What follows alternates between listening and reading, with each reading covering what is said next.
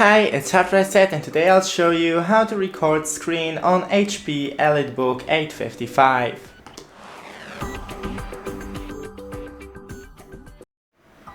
So first open the browser and search for screen recorder.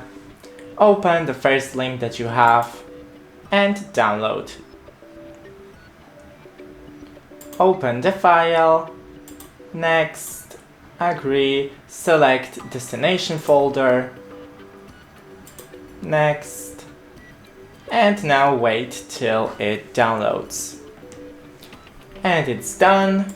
Click finish and open your app. It should open automatically. Yes. And press ALT and S to capture the screen. ALT S. Left click and drag to take a screenshot or video recording. OK. And start video recording.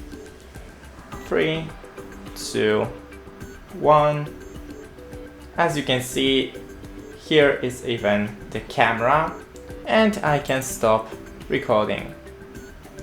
That's it. Don't forget to leave a like and see you in the next one.